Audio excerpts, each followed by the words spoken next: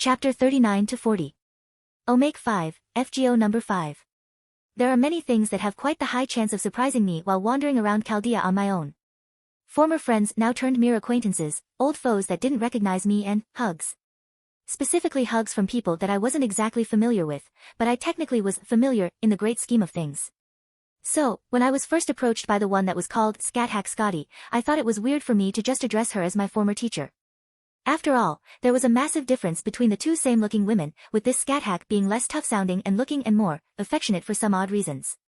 I didn't even notice her approach, and so I was stunned and shocked when I felt a pair of fairly strong arms suddenly grasp around me from behind in quite the fierce hug. I was quick to learn that this version of Scathack was one that had been fused with the Norse deity Skadi, hence the name she was given, and yet that didn't explain why she was instantly enamored by me and considering me her long-thought-lost beloved one. With amusement and intrigue, Maya allowed that kind of contact to unfold and more, especially since she could feel that Scathack bore a striking resemblance with the one that had yet to be summoned.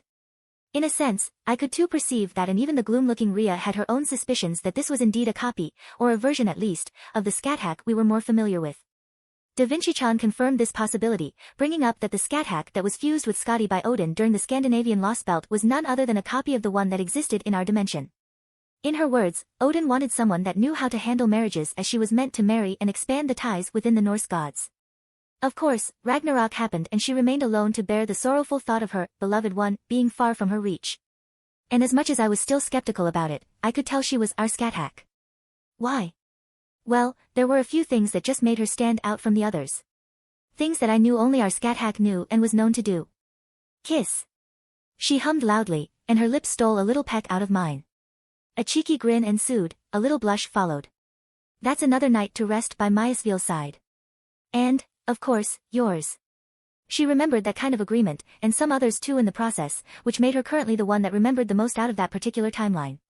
I wasn't sure how much she remembered or how much it was the memory adding to Scotty's personality, or even if that was actually Scathack's own personality resurfacing from time to time to show that she was still within Scotty's own mind as an important part of it. Just as we turned the corner while she explained how ice cream was the supreme snack to try and enjoy, we ended up finding someone that was a little bit of a bully to Scathack since her summoning. Not like he meant it out of pure maliciousness, but Siyu Chulin sure had plenty of chances to show off some of his displeasure with his teacher regarding the few, if not many, times where he was caught behaving unruly and foolishly in combat.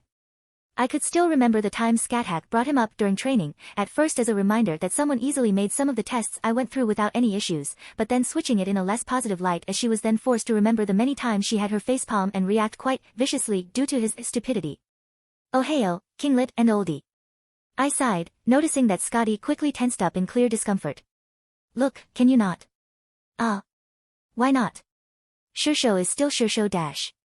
Physically yes, but most of her personality is tied to another individual, I reasoned with a slightly annoyed tone.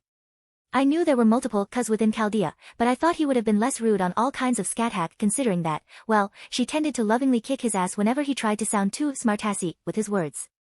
Something I could see unfolding, maybe as a response to years of training under her and getting beaten to death for saying some stupid and kind of offensive things that riled up our mutual teacher. Still an old ha dash. He didn't get to finish that sentence. Not when I felt Scotty's hold over my arm vanish and she silently appeared right in front of Siyu before slamming one of the strongest punches available to her and sending him upward, sticking him through the ceiling. Wasn't her strength ranked B? There was a pause, then Scotty looked at her fist and slowly up to me. I'm not a hag. Was that an affirmation or a question? I couldn't tell from the way she said these words so softly and with some uncertainty. So, instead of going for something risky, I merely went through the usual attitude I had in facing that kind of situation with Scathack. You are not. In fact, you are as fresh and strong as the first time you bathed the earth red, I replied with some indirect and direct compliments.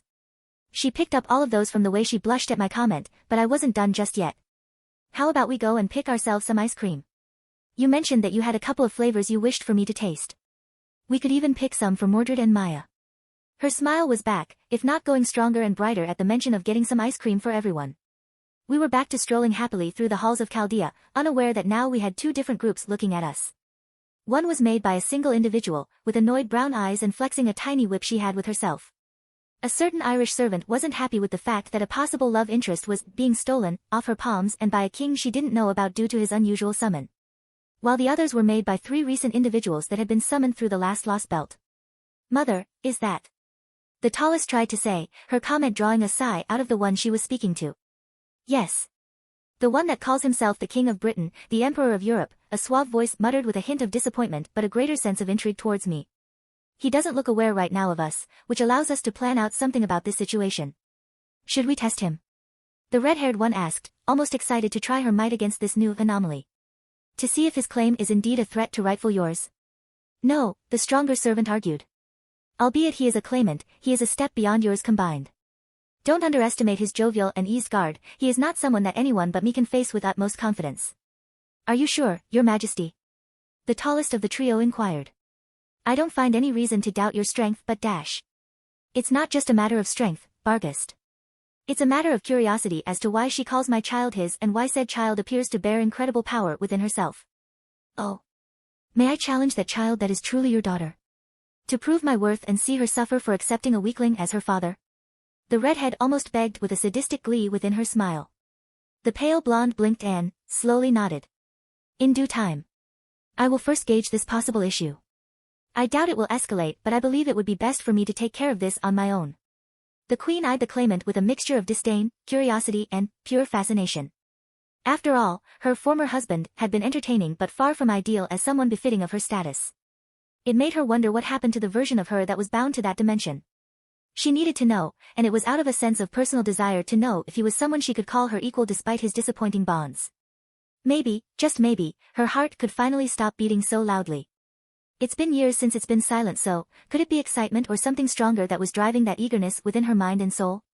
It's been 2 months since the campaign of France, and the situation was just slightly more stable than the last time I was there. The new kingdom of Gallia had to face 2 distinct issues that swiftly demanded the attention of the newest king. Valius, or Valia, proved in this circumstance that, albeit unprepared to some of the aspects tied to the new problems. I still had a bit of unease at the idea of putting a young woman in charge of a kingdom, especially one that lived Ria's own life for the sake of not being shunned and rejected as a possible king. In a way, the reasons made for a massive difference for the two as Ria would still be able to rule as a queen, but she would definitely end up having to face some stronger opposition by the nobles and numerous wedding proposals. Still, Valia listened at what I ended up writing in my letters regarding possible options to take to curb these worries, and, after making sure to pick the best ones available through the advice of some trustworthy friends with expertise on each matter, the former commander proved that she was capable of being a more than decent king by steadily moving on to deal with this troublesome double trouble.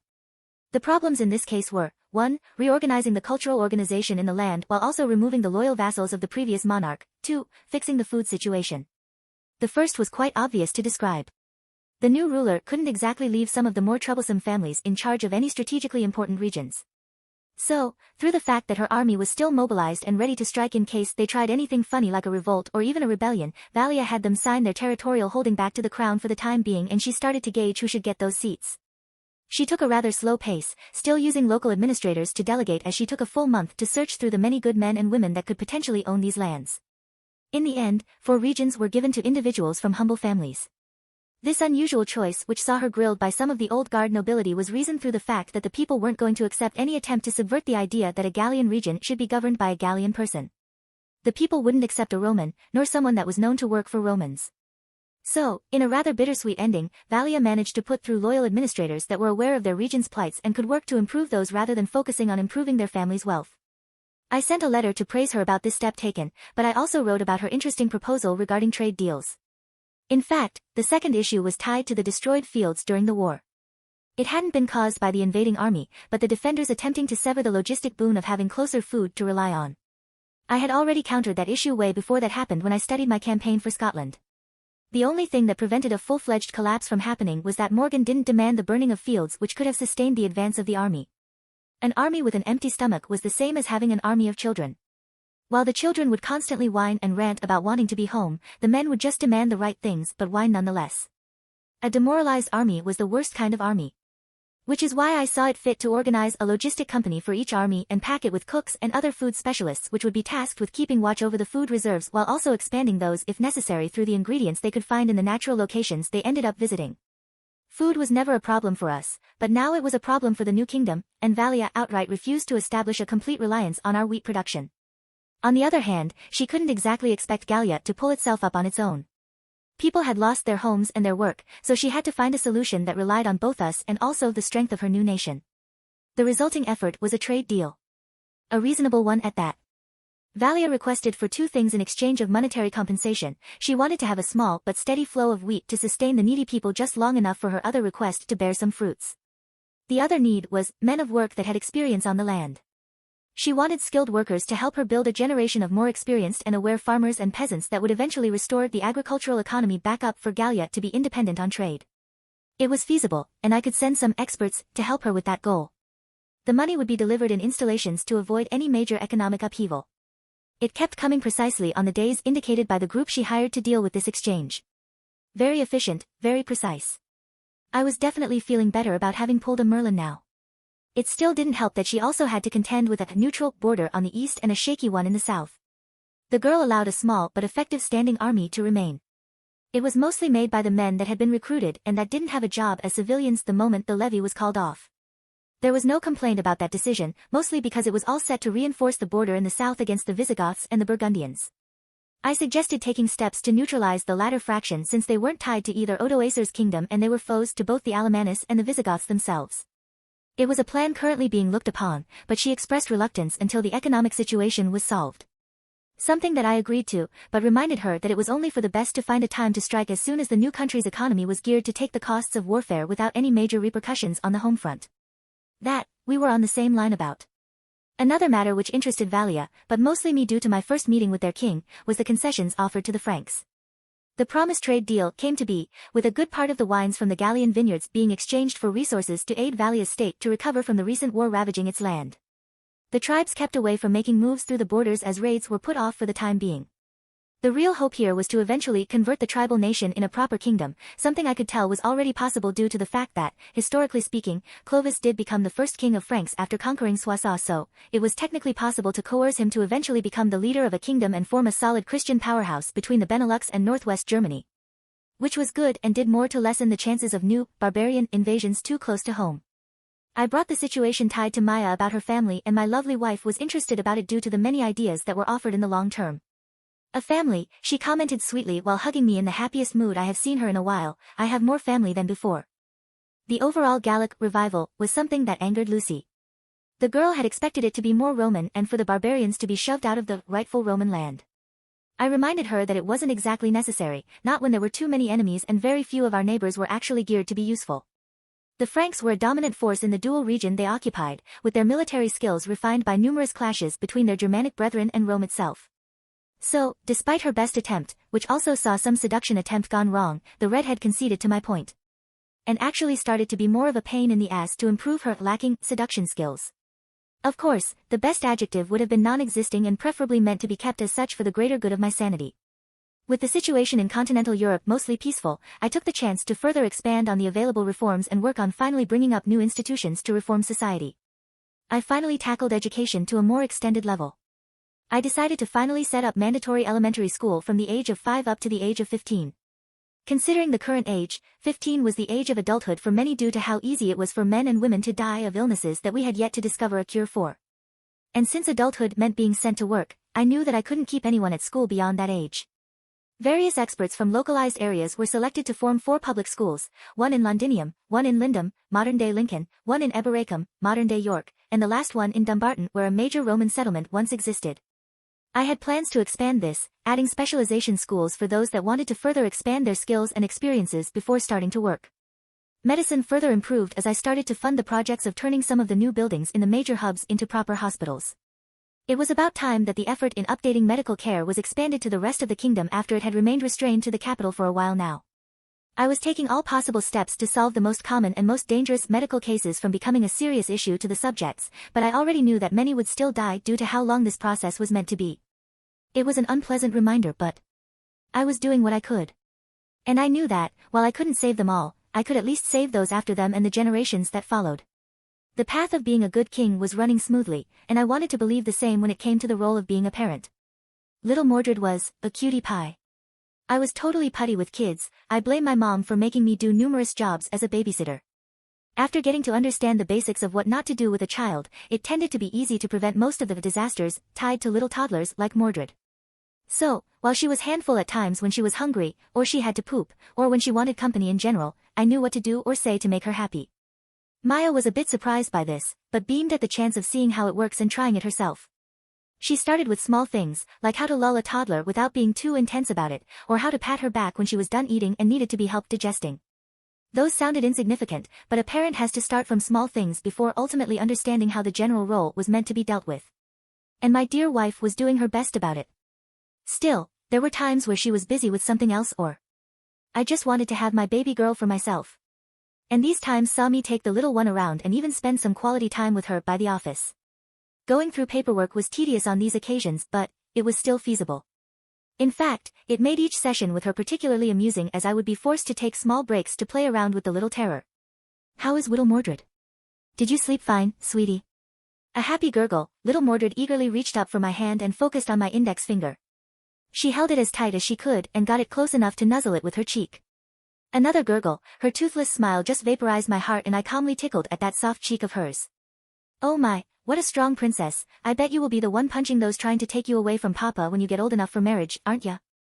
Another half giggle, I could tell she wasn't aware of what I was telling her, but she was nonetheless fine with it. And that was more than enough for me to feel pleased at that future trouble. I kept on playing, making sure the toddler had all the love and attention as possible without going too far with it or leaving her on the dry end in that aspect. I knew I was incredibly sugarish around her, something that was picked up by the knights themselves when I was around them with the child in my arms. Lancelot was much to my surprise the one that got the most attention out of the rest. I think it was tied to the fact he tended to wear his armor a lot and it was all strong and mighty. I had been having a good feeling that my lovely daughter had this fixation for fighting. Which would make sense since Morgan conceived her with the intention of making her similar to Rhea, to turn her into a weapon against her. Of course, that function was never going to happen until I was alive and even existed as a soul in this world. Nope to that. Out of the rest of the knights in terms of liking for Mordred, the next one was Tristan due to his harp and how he knew how to articulate his music to not be too upsetting for Mordred and actually getting her to like it. Then it was Gaheris, which stood out as an unexpected development due to the fact he had initially wanted to do nothing with his youngest sister. Time proved him wrong as he slowly became quite close to the child and actively became nervous of hurting her while he wasn't looking. Gareth was the least liked, but not due to a lack of effort. Sometimes you are liked by kids, sometimes you're not due to their own grasp on liking and disliking. With the kingdom prospering, so did Camelot. Despite the few issues we were experiencing with Rhea and I regarding the situation concerning Mordred, the fellow monarch was willing to listen when it came to economic advice. She was no fool in underestimating the expenses of handling a kingdom where the vassals were still doing the minimum to solve the plight of the small villages within her territory. I took some celebrations as occasions to personally send monetary gifts in an effort to inject some coin in Camelot's economy despite Rhea's mild irritation. The girl had voiced her opposition to this practice, but I mentioned that considering the size and economy of her nation, she had two choices. She either submitted to the idea that she would have to face a civil war to wrestle the control of most of Camelot back to her, or she would have to play the long game with the money I was giving her. The purpose of that budget wasn't to play around with it or make only charitable events. She could ask for the smaller and most insignificant bits of land and settlements and use that money to turn them into profitable sources of new income. She could easily subvert the grim predicament she was in, but she needed to be quick. Much to my relief, she had taken steps to this path and was given some support by Galehot. It was a small surprise, only because I was aware the man became a staunch supporter of his king's decision-making and willpower, thus granting her a potential ally to keep even beyond the endgame if it meant helping her people. And so, with the foreign affairs going peacefully back to normal, I thought that the next events were mostly going to remain about Mordred's growth and the reforms I had in mind for my kingdom. Of course, my expectations were dashed away by the rise of sudden reports in several spots of inland England. Numerous attacks on small settlements, barely drawing any victims but causing damage to buildings, walls, and even sections of the roads. At first I thought a new group of bandits had been born from some criminals banding together, but the descriptions of the attackers left me particularly perplexed and even worried when we finally had a drawing from one of the guards that had seen some of the attacks happening. Not a good-looking figure, and one that stole from Altuo's a shocked look as he looked through his oldest tomes to find out what was known about it. The correct term to define it is Moors. There wasn't much known about it beyond it being a type of entity that was considered an enemy to everything that lived. The proof of death, a concentration of self-decadence that led to it being one but also nothing. We had no means to know how it came to be, so we couldn't prevent others from being spawned. I tried to search for more since this was proving to be a worrisome issue. It was growing. At first it was as tall as a horse, but with the passing of the days, the beast grew to be twice as tall as a normal horse. Somehow, it was becoming stronger, angrier, and more vicious. And it was due to this that I took a rather risky action and sought information from the only one that could tell me more about this kind of creature. Moors? Morgan hummed in surprise, closing the journal she had been writing on. And you said that it has been active for a month now? That would be the case, yes, I replied with a calm voice. I have a couple of questions before hunting it down. If you seek to anger the Fays. Beg your pardon. The Fays are in charge of hunting down their corrupt kin. Moors are, after all, Fays that have lost purpose and name, and that now have no reason to be beyond to pollute the world. Yet there was no report of attempts to stop these attacks. And it's been 2 weeks now, I countered, to which the woman sighed. Which is why this sounds interesting. Fays should have intervened, even so now that one of their flawed mistakes is putting a bad impression of themselves to humans. Which is not convenient when they need to be near human settlements to survive. I frowned. Why would they need that? It's not a clear phenomenon, but it ties to the need for self-fulfillment.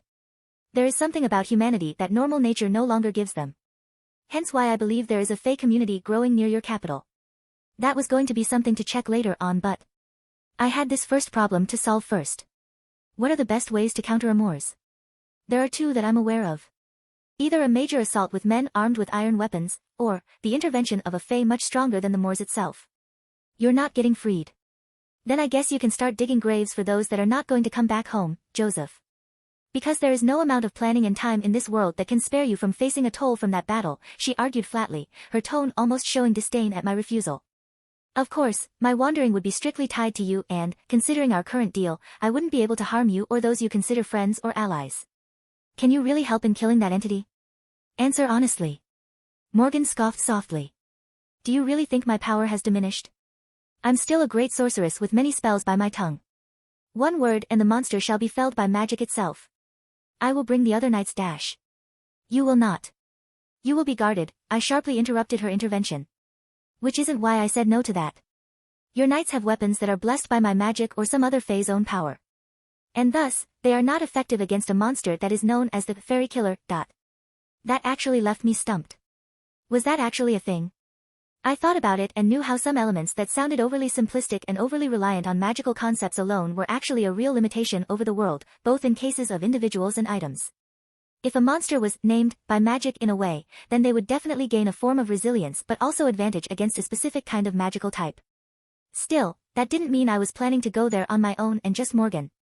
And I knew there was someone that wouldn't have minded hunting down a mystical beast after dealing with the same monsters for many centuries now. Then I suppose I will ask Scathack. I'm sure she will be happy to kill something like that. I would have imagined Morgan taking a more annoyed look at not having this trip alone with me. In fact, I would have imagined that, after that kiss and the strange look she gave me, that she would have felt any progress she felt she had made went to ruins with that imposition, but she seemed more concerned about something else. Oh, so you wish to bring with us your mistress? She is not my mistress, I replied sternly, her smile cleverly irritating me with how it was presented. Just because you don't call her that, it doesn't mean her role fits with the title, Morgan teased, knowing that it was a sore spot. In fact, I doubt anyone would mind if you took her as your second wife. The church? I bet their representative in this city would lavishly support. A good Christian king redeeming a woman of the past, condemned to an atrocious burden, saved by herself by the power of love and compassion. Have you been writing cheap romantic stories while you were stuck in this cell? I questioned back with equal poison, drawing a confused look from the woman. This sounds like the saddest way to pass time. Why not do something more productive like drawing or dash? There is nothing cheap or romantic about my dabbling in writing. In fact, I would dare to say that I would be deeply amused if you ended up reading some. Your wife can be quite chatty while holding her daughter. Something about a mole that can't be seen under that much clothes dash. And I believe we're done talking for now, I interrupted dryly, already walking away. I hope you're ready by tomorrow, because we will be going from early in the morning. I was really going to have a long talk with Maya about being this open and easy to pry info from when handling Mordred. It was adorable when it was around people like me or others she could trust. And Morgan was neither. Especially with how much blackmail potential she could use in the matter of teasing and gain control of any conversations if she wanted. She smiled eagerly. I'll be ready.